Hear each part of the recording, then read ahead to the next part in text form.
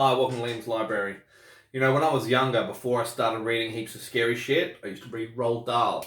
Now, Roald Dahl always found a cool, supernatural, quirky way to fuck with people. And, you know, to have some bad guy get his comeuppance. I'm thinking, of course, of the story Parson's Pleasure. We'll get to that. I'll review that one day. But Roald Dahl always introduced a character. I'm not talking about his kids' books. I'm talking about Roald Dahl's adult fiction, short fiction. But he'd introduce you to a bad guy, and then the bad guy would find himself in a really bad situation, and, you know, he'd get his comeuppance, and we'd be right there along for the whole ride. Joe Hill has written a story like that, and I really wanted to talk about it to you. It's called Wolverton Station. I only read it last night. And it was funny.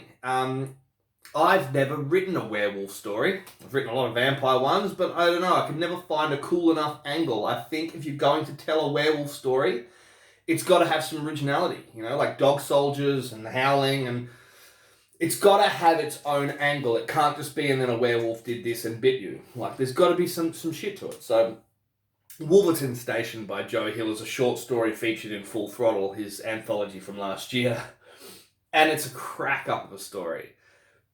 It's a revenge story, but it's very humorous. There's a lot of blood and guts in it. Heads up, it's a Joe Hill horror story, but he injects humor into it in such a funny way, and a way less crude way than Stephen King, his dad, would inject humor into a story like that. Anyway, we meet our main character, and the whole story is told from the point of view of this guy. He is a bad guy. He's a rich guy. He gets hired because he's the most ruthless businessman on the planet. He will find a way to shut your business down so that this business that's hired him will flourish in country after country, and he actually likes the fact that people think he's a monster for this reason.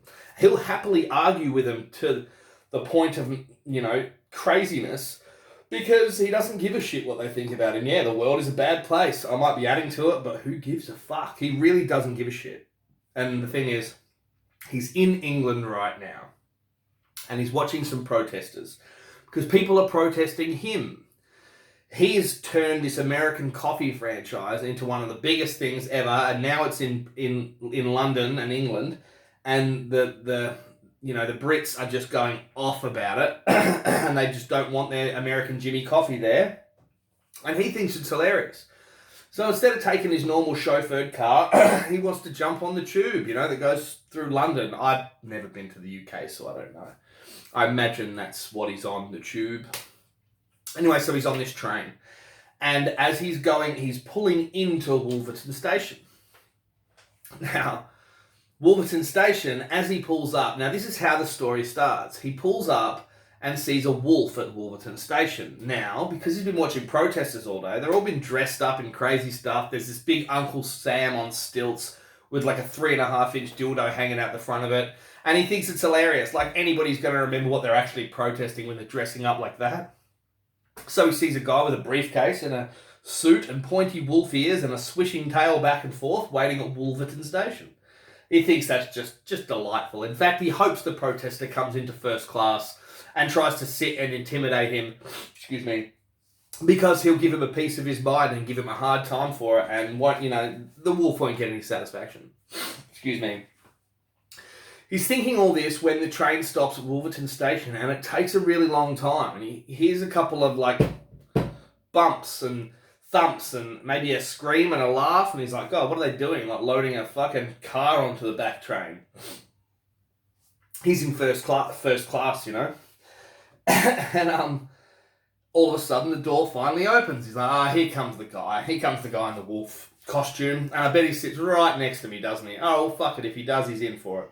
So he sits there reading his paper, and of course the big fella in the wolf costume sits right next to him, and starts to say something, and then straight away, like, our main character gets shitty and pulls the newspaper down. He's like, and then just stops.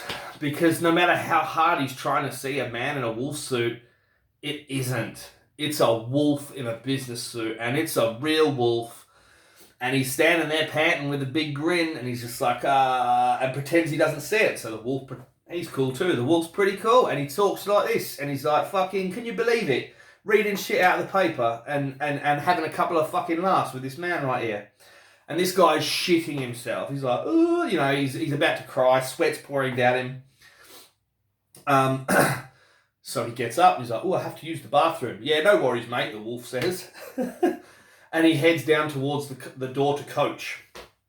Now, when he gets to the door to coach, it opens up and there are two wolves dressed in man's clothes there. Sorry, itchy ass nose today. Two wolves standing there, sitting there, and then two wolves sitting further at the back, and the whole thing is a bloodbath, man. Any human that was on coach has been ripped to shreds. And two of the wolves are passing back a human liver on a napkin back and forth and having a few bites of it, nice and fresh. Horrifying. And everything is slowed down for our main character. He's just like looking in at this thing with blood and guts everywhere and wolves, and they're like, you're right, mate, because they talk like that too. It takes him that long, and then he lets the door shut, walks off, presses the button for the public toilet, which opens up, thinks I'm not locking myself in there, it stinks like shit. So he just goes back and sits with the wolf, our first class wolf. Oh, little fella, can you hear him? Poor little guy. Won't be long. Dad won't be long.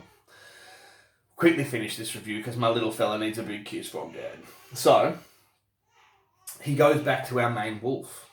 Now, our main wolf is still sitting there reading the paper, and he's like, and our main character's thinking, if I can just get to the next station, it'll be fine. Like, if I can just get to the next station, I can just get off. What's the next station called? Foxham or something like that. And he's like, I wonder if that's like where all the foxes live. Thinking, shit, maybe I'm going crazy.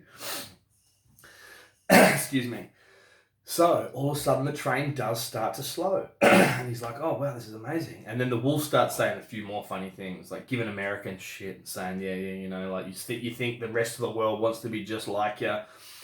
Saying it like this. The whole rest of the world wants to be just like you fucking Yanks, talking like that. And he's like, yeah, no, sounds great. and our man gets to jump off the train at the next station. And he just starts running because just behind him, not our friendly wolf, but the two in the back that were handing the liver back and forth, are now chasing him. And he's an older man now, but he used to be fast. He runs through the turnstile. He runs down the stairs. They're right behind him. He's running. He gets in a taxi just before the wolves get him. And he's like, oh, thank God. He's like, just drive me. I'll give you a direction soon. Take me anywhere I need you to find. And the cab driver's like, yeah, no worries, mate. If we go to the something tavern, there's a phone there you can use. It's the only tavern in town. And our guy's like, all right, yeah, cool. Yeah, that's perfect. As he finally has a look at the driver and sees all the long black hair tucked into the guy's collar, not to mention the twitching ears at the top. And as he pulls up in front of this thing, he looks out the window and he just realises this whole town is Wolverton. And he's like, weren't we supposed to go to Foxham? He's like, nah, this is North Wolverton, mate. We're going where everybody is. And they rock up to this pub and it's wolves everywhere. And they just can't wait to eat this rich businessman. He's like, fuck it, I'm not going to scream. I'm just going to give myself over to it because this is crazy. And the driver's like, grubs up, mate, and I'll fit you just in time for dinner. The end. It's a really comeuppance, full of humour, werewolf story. And that's all it is. It's a comeuppance werewolf story about the bad guy getting his just deserves. Joe Hill loves writing about bad guys, and I love reading about them. So stay tuned.